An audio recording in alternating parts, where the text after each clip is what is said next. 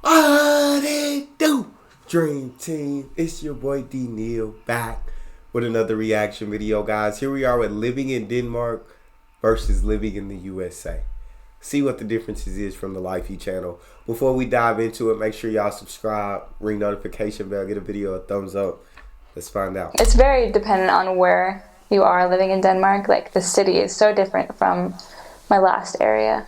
In the city, they have really small apartments. They cost a ton to live there. Everyone bikes because buying a car in Denmark is like buying like 5 cars in America. And gas is like super expensive too. It's that expensive?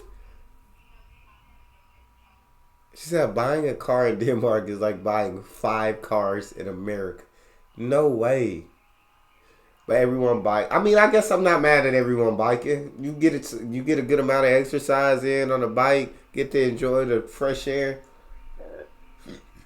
I'm not a biker type of person, but I'm not mad. I'm not mad at it. Okay, keep it going. Let's see what in America. And gas is like super expensive too. Most people work, like both. If they got married, then both spouses would usually work. Kids kind of go to daycare pretty early on. That makes sense. Probably after like 18 months.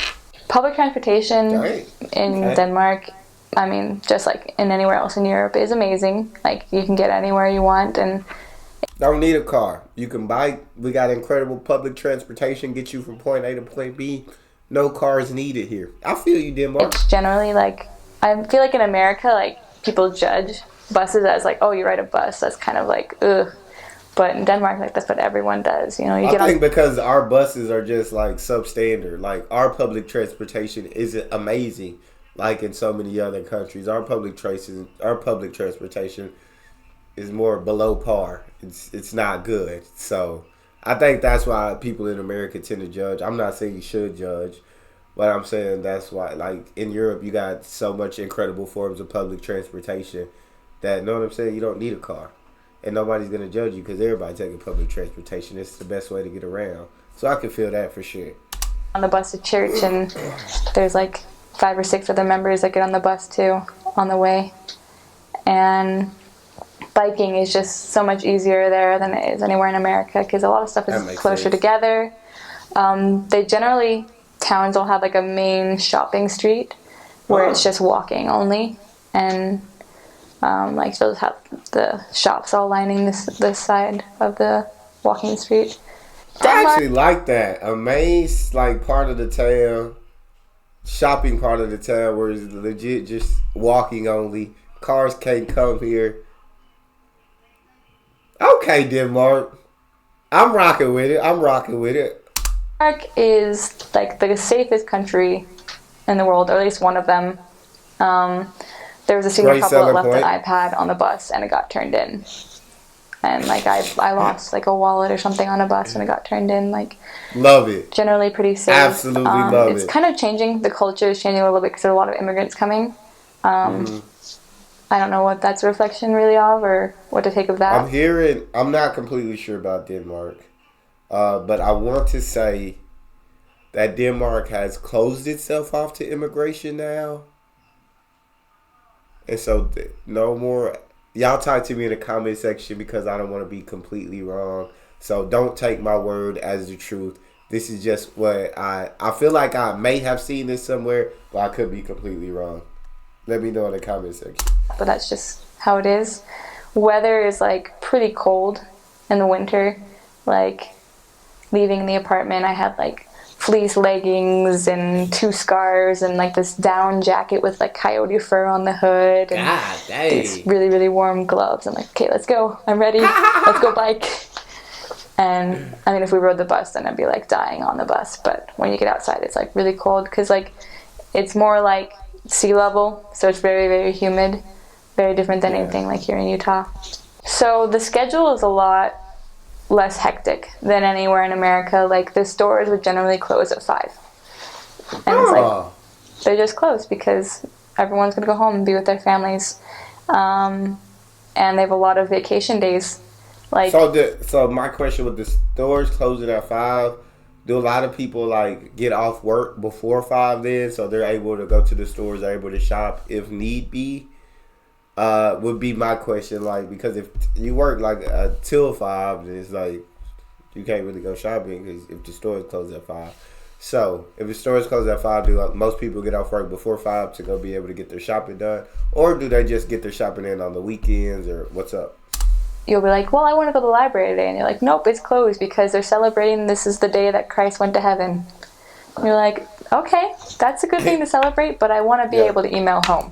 But they just take it really a lot more relaxed than America. They have this concept. It's not really like a word. It's more of like a feeling. It's hygge.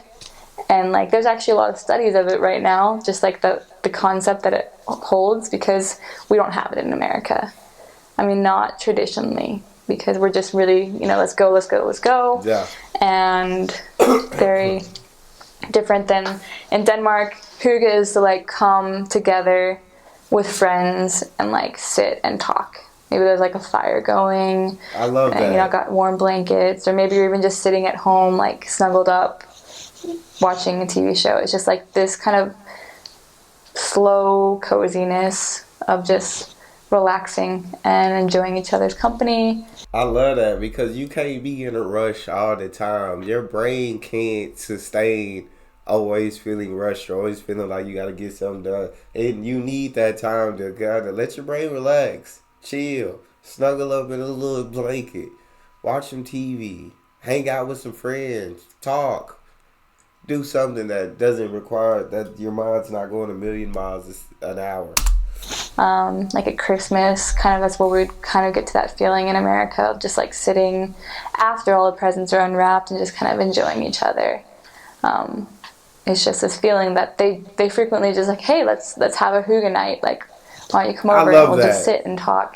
Which makes missionary work somewhat difficult because they just want you to talk for 3 hours and hang out, and you're like, we have 45 minutes and we have to leave. Like, we can't be here for 3 hours. And they're like, what are you talking about? Like, you just got here for dinner. We're not done with it yet. So obviously you're going to have to stay later. And then dinner's done. Like, well, we have to make dessert now. And you're like, we were supposed to leave 2 hours ago.